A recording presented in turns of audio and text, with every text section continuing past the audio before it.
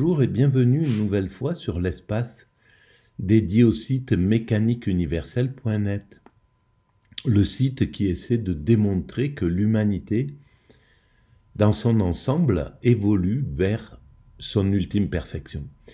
Alors, cette perfection, pour moi, c'est l'accession, techniquement, c'est l'accession à un fonctionnement universel. Donc la fin des nations, la fin des frontières, la fin de la possession, la fin de tout ce qui peut engendrer en réalité du conflit, de la violence, de la jalousie, etc. Donc il faut évidemment que le monde soit accompli techniquement pour atteindre cela. Mais par-delà cette universalisation du monde, l'intérêt d'atteindre cet état de perfection, c'est de pouvoir expérimenter le bonheur absolu au sein de l'humanité tout entière.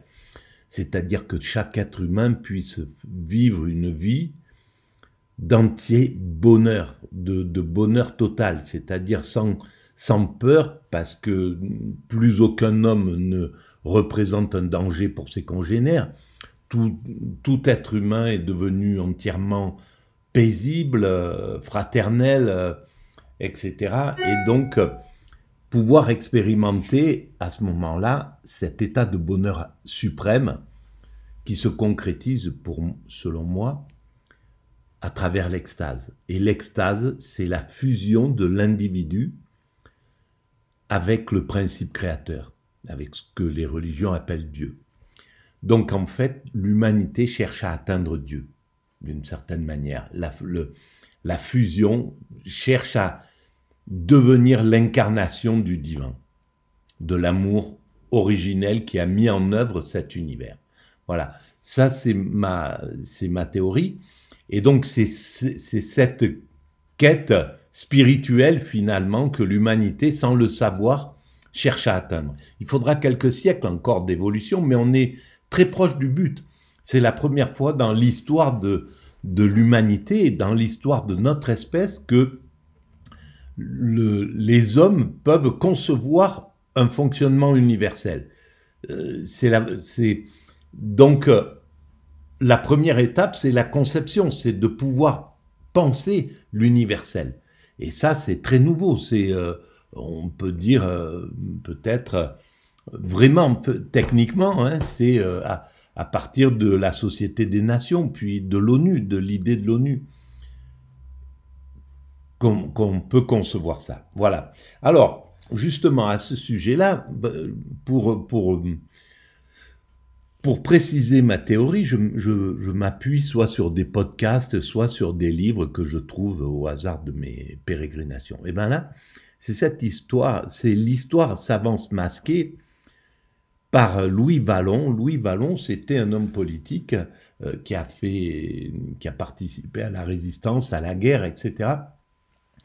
Et qui a été un de ceux à la fin de la guerre, donc à partir de 45-46, qui s'est investi justement dans l'idée d'universel.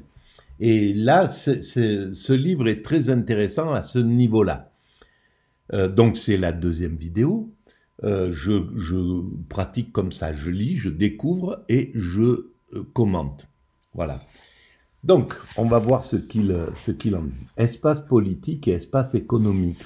C'est sur le chapitre qui s'appelle, alors le chapitre qui s'appelle, il est là, le nationalisme et l'organisation politique du monde. Donc c'est une vision entre le nationalisme et l'universel. Et là, on est en plein dans ce problème-là. Les nationalismes reviennent à la surface de façon très forte avec l'Amérique, America First, la Chine qui est en combat contre l'Amérique, etc. L'Europe qui est là et qui, à l'intérieur de l'Europe, les nations veulent s'émanciper. C'est d'ailleurs très très intéressant de pouvoir réfléchir au nationalisme, au sein du nationalisme européen qui commence à poindre là, face à la Russie. Et donc, il y a une sorte de nationalisme transnational qui commence à émerger. Alors, donc, je commence à lire et on y va. Le passage d'une forme de travail à une autre, la substitution d'un nouveau mode de production à l'ancien s'accompagne souvent d'un recours à la force brutale. Et ça, on le voit, c'est toujours les grosses évolutions techniques, technologiques, et là, on est dans une grosse évolution. Mais c'était pareil au XIXe siècle, certainement. Toutes les périodes ont cette accélération de l'histoire et qui engendre une sorte de violence, de brutalité. Lorsque ce recours s'opère dans le cadre national, l'indépendance peut être maintenue. Par contre, une intervention étrangère risque de la menacer. La contrainte qui écrase le sentiment national charge alors celui-ci d'une énergie potentielle formidable, source de violence et de convulsions éventuelles. Obstacle à la poursuite de progrès pacifiques vers une organisation mondiale, parce que c'est ça, il y a ce progrès pacifique vers une organisation mondiale du mieux-être, c'est notre chemin en réalité. On ne s'en rend pas vraiment compte, mais c'est notre chemin. La nation, devenue une institution politique techniquement périmée, ne saurait disparaître sans délai et substituera sans doute longtemps encore sous l'effet d'une sorte d'inertie historique après que sa fonction réelle aura été accomplie. La nation sera dépassée, mais elle imprégnera encore les nouveaux modèles, évidemment. Et c'est ce qu'on voit avec l'Europe. La nation est encore dans l'Europe, etc.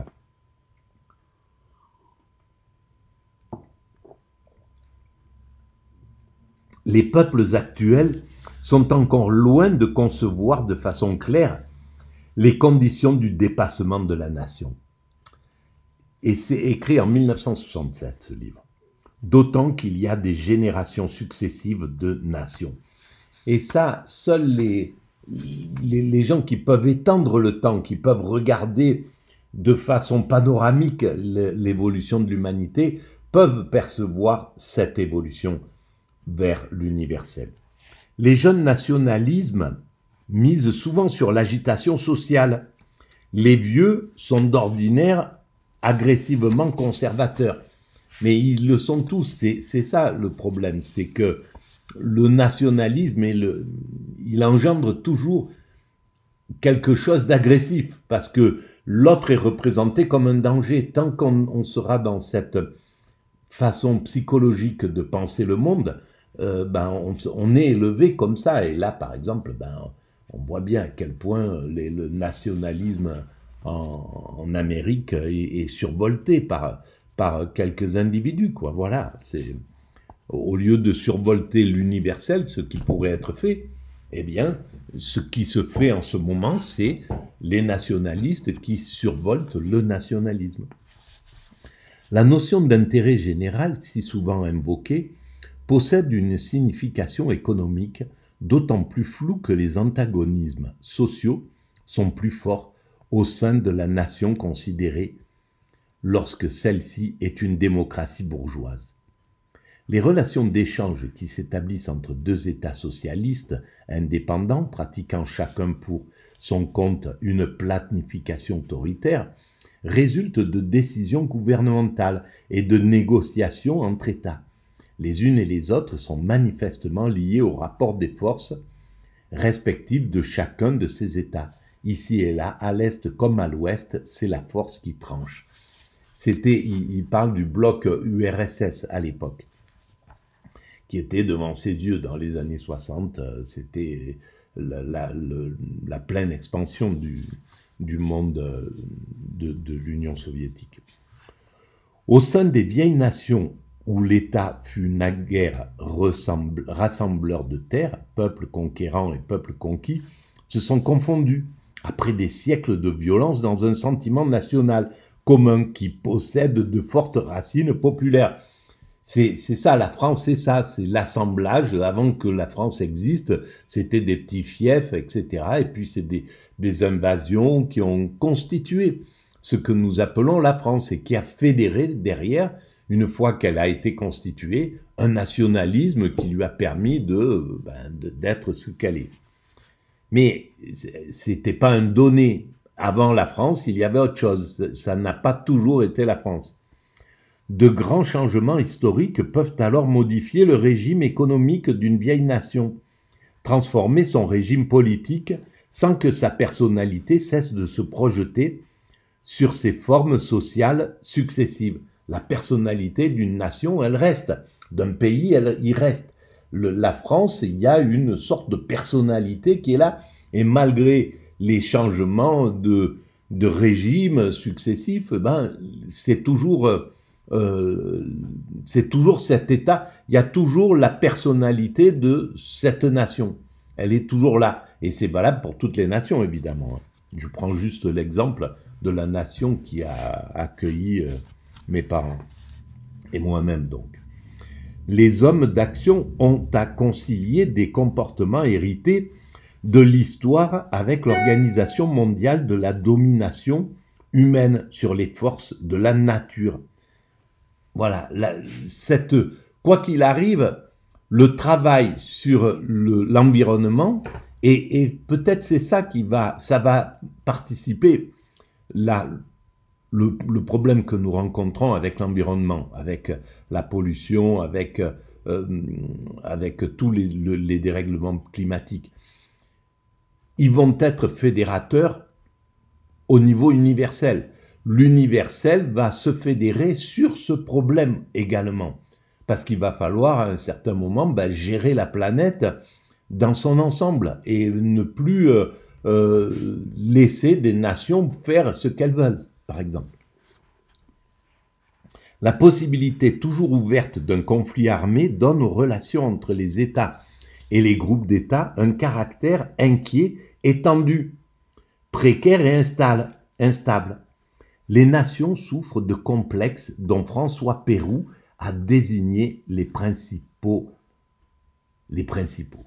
La peur de l'encerclement, le complexe du peuple sans espace, le préjugé de la dimension de la nation, l'obsession de la frontière naturelle ou historique. Et ça, on voit à quel point, par exemple, la peur de l'encerclement, le complexe du peuple sans espace, ça a été Hitler, ça a été le désir expansionniste, etc. Les préjugés sur la dimension de la nation, et on le voit à quel point, et même l'espace, on voit à quel point ça intrigue les frontières, comment on veut garder 1 mètre carré, mais on le fait individuellement, entre deux paysans qui ont un champ commun, il va y avoir 1 mètre carré, c'est 1 mètre carré, il n'y a pas... c'est comme ça. Et au niveau de la nation, c'est comme ça. Donc il n'y a que quand on aura passé ce cap, pour l'universel, que ça sera réglé, ce problème-là. Et il se réglera, bien sûr. Il faudra 3, 4, 5 siècles peut-être, mais peu importe. Hitler a joué de la crainte de l'encerclement pour entraîner le peuple allemand dans l'aventure.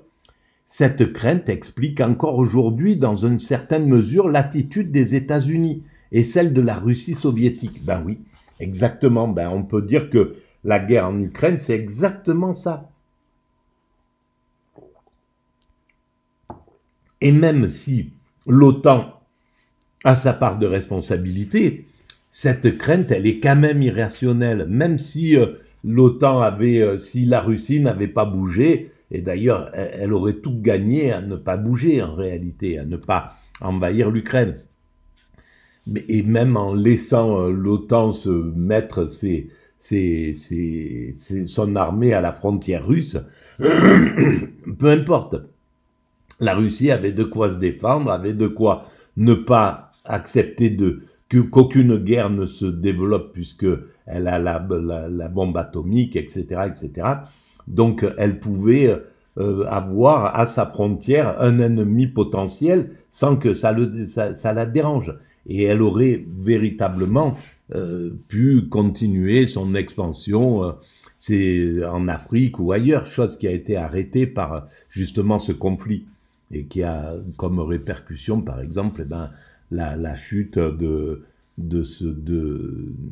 en Syrie de celui qu'elle défendait. Et voilà. Le besoin d'espace vital, naguère invoqué par les nations surpeuplées, est pleinement désuet. Et il a raison, car le monde entier est devenu l'espace vital de toutes les nations. Et c'est écrit en 1957, hein, c'est extraordinaire. La dimension du territoire a perdu toute importance.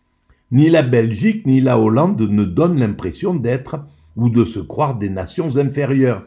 Héritée de Richelieu, notre sensibilité aux frontières historiques ou naturelles nous empêche encore parfois de comprendre que la France est un pays sans rivage, ni frontières, ouvert sur toutes les mers du monde. Je ne sais pas de quoi il parle là, est-ce que c'est parce qu'on était, on avait les colonies, etc., et donc on avait des frontières sur, enfin, on avait accès à toutes les mers, et je pense qu'on a le plus grand espace, la France détient encore aujourd'hui le plus grand espace maritime du monde, parce qu'il a les colonies, parce qu'il a les îles, etc. Confondant indûment espace politique et espace économique, d'aucuns voudraient que la France acceptât la tutelle des États-Unis, d'autres celle de l'Union soviétique. Certes, Washington... Alors, lui, il était pro-De Gaulle, hein, il a soutenu De Gaulle, et justement, De Gaulle était entre les deux. Et géographiquement, c'est là où c'est vraiment intéressant. La France, j'écrivais ça il y a 20 ans, j'aime la France parce que c'est mon pays, comme n'importe quel être humain aime la nation le pays qui l'a fait vivre, qui l'a fait naître et dans lequel il vit, même si je le critique, et je critique son gouvernement, je critique, etc. Mais la France en elle-même, c'est quelque chose pour moi de mystique, de magique. Et pourquoi? Parce qu'elle a la tête dans le nord, les pieds dans le sud, elle a un côté, elle est à mi-chemin entre l'Est et l'Ouest, entre l'Amérique et la Russie,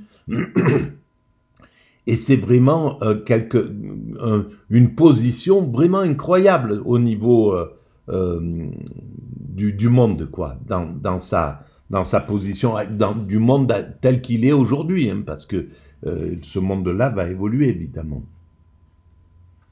Alors, confondant indûment espace politique et espace économique, d'aucuns voudraient que la France acceptât la tutelle des États-Unis, d'autres celle de l'Union soviétique. Certes, Washington est le pôle d'une économie euro-atlantique, et Moscou celui d'une économie eurasiatique. Mais les tâches de la France sont mondiales et ne sauraient s'accommoder de la tutelle d'une économie dominante, quelle qu'elle soit. Et il a raison.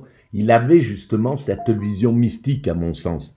Et ça, c'était la vision de Gaulle, c'était la vision qui sont capables d'évoluer avec le monde. De Gaulle de pouvoir dire, bon, c'est fini la colonisation, il faut qu'on passe à autre chose, c'est un autre monde. Donc de ne plus résister à ces choses-là, ça c'est ce que je reproche à nos gouvernements actuels, de ne pas avoir une vision universelle, de ne pas être un exemple universaliste du monde. La France, elle part dans quelque chose de guerrier, alors qu'on est là pour donner les valeurs universelles à l'humanité, pour apporter ces valeurs universelles qu'on a depuis la Révolution, depuis longtemps en réalité. Et depuis nos philosophes du 19e siècle, par exemple. Et donc, il y a un problème, à mon sens, de leadership. Nos dirigeants ne sont plus à la hauteur depuis qu'ils sont élus par l'oligarchie, par le patronat. Nos dirigeants sont, et c'est le cas de notre président, du président avant, du président précédent, etc. Ils sont plus à la hauteur des enjeux de cette nation qui est la nôtre, et de sa particularité, de sa philosophie, de son âme. Et donc, ils l'ont fait régresser sur le plan universel, sur le plan mondial, parce qu'ils sont en retard. Mentalement, ils sont en retard, mais parce que ce sont des narcissiques. Et le narcissique, il est forcément en retard par rapport à... De Gaulle était un égocentrique, c'est autre chose, le égocentrique et le narcissique. Le narcissique, il est passéiste, il a pas une vision ouverte du monde. Il est bloqué sur lui-même, sur sa propre petite pensée.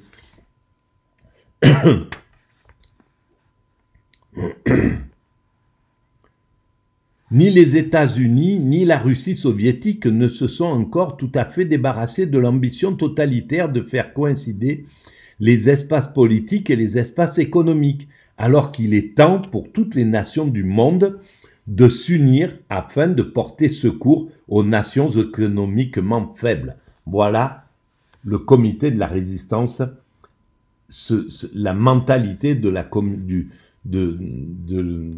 des résistants à la sortie de la guerre.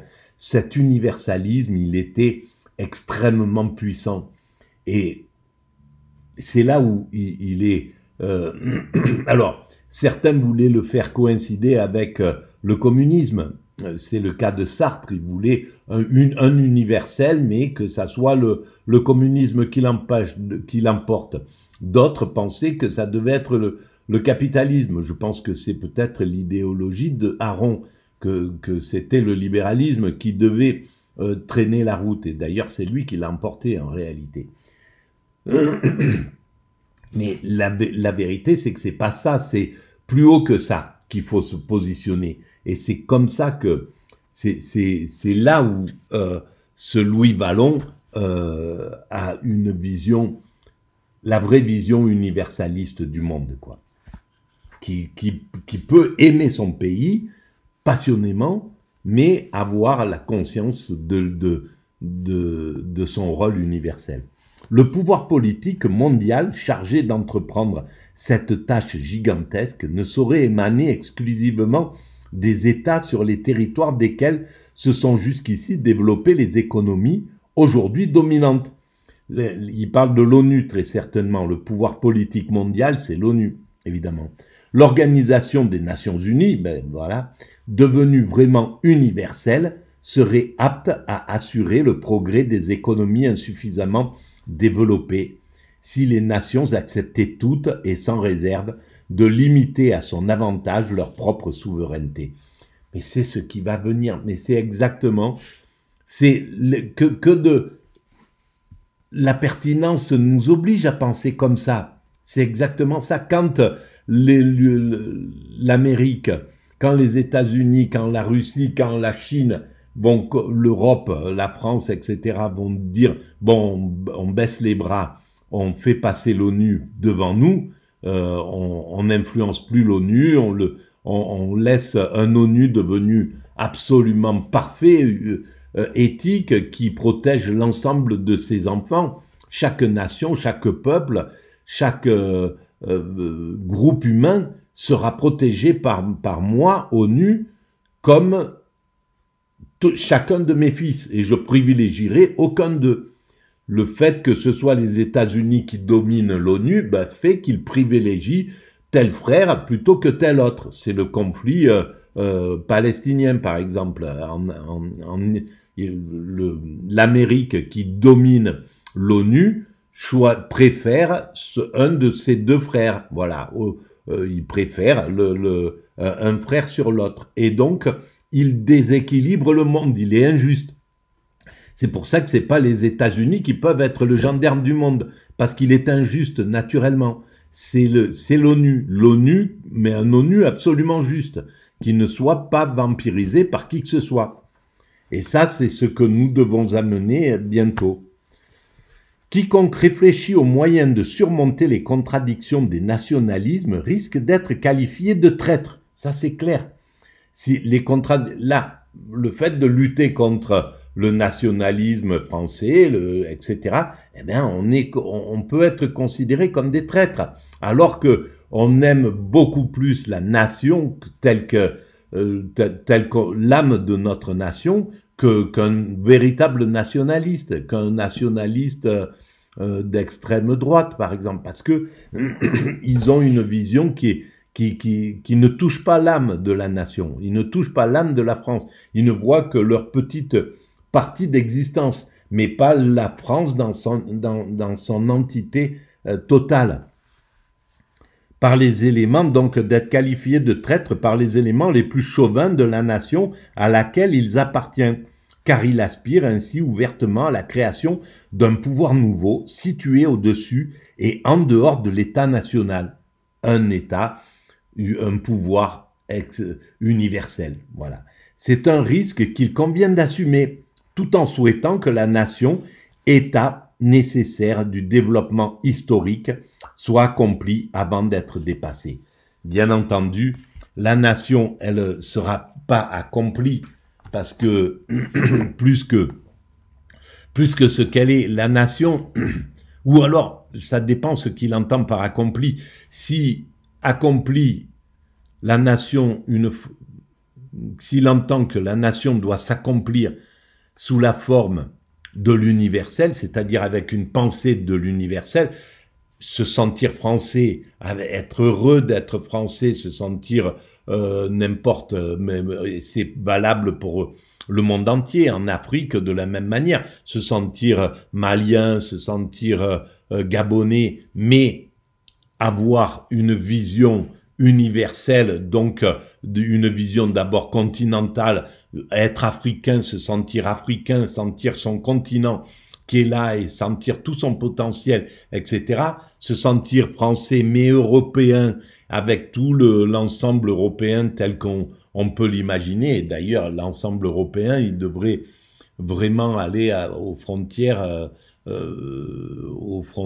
est de la Russie, Vladivostok. C'est clair que tout ce continent est là et donc ça fait la passation avec le continent asiatique qui est juste après. Et pareil pour l'Asie, se sentir chinois, mais se sentir aussi appartenir au monde asiatique.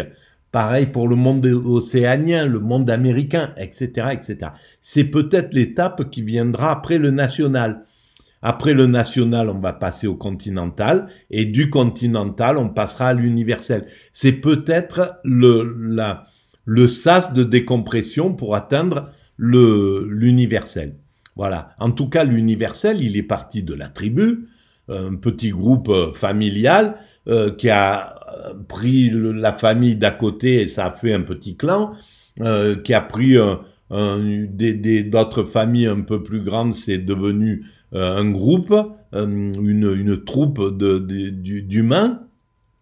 Et puis plusieurs troupes d'humains se sont rassemblées, c'est devenu une tribu. Et puis plusieurs tribus se sont fédérées, c'est devenu une cité. Et puis plusieurs cités se sont fédérées, c'est devenu des pays. Et puis plusieurs pays, les pays sont devenus des nations, c'est-à-dire au lieu d'être fédérés sur l'ethnie, le pays c'est l'ethnie d'une certaine manière, là on englobe l'ensemble, la nation elle englobe l'ensemble. C'est-à-dire que toutes les religions sont représentées à égalité, toutes les ethnies sont représentées à égalité. C'est ça qui est beau dans une nation, c'est quelque chose d'extraordinaire. En France, que tu sois blanc, noir, rouge, vert, tu es à égalité. Que tu sois chrétien, juif, musulman, hindouiste, bouddhiste, etc., animiste ou sans religion, tu es à égalité. Et ça, c'est la nation. C'est quelque chose d'extraordinaire. Et c'est là où c'est dégueulasse de vouloir faire régresser la nation. C'est là où ces nationalistes sont injustes et ne comprennent pas la nation française. Quand ils veulent que la nation soit chrétienne, judéo-chrétienne, machin, etc., etc., au détriment des autres. Ils ne comprennent absolument pas la beauté de ce que représente la nation. Et ça, c'est pour moi un drame. Et donc, les vrais nationalistes sont les nationalistes universalistes, pour moi. Voilà, je vais arrêter là pour cette vidéo. Si vous pensez qu'il y a un peu d'intérêt, vous pouvez vous abonner, vous pouvez envoyer le lien à vos amis, vous pouvez établir des liens avec votre site ou avec d'autres sites, vous pouvez envoyer le lien où vous voulez, vous pouvez participer à ce travail, il vous suffit de m'envoyer un petit message si vous avez envie de développer des choses pour que la visibilité soit un peu mieux, etc. Vous pouvez aller visiter le site mécaniqueuniverselle.net où toute ma théorie est posée depuis 25 ans. Vous pouvez laisser des commentaires, j'y réponds et ça fait, voilà, ça met de l'animation à cette vidéo. Voilà, je vous remercie en tout cas de votre présence et je vous dis à très bientôt.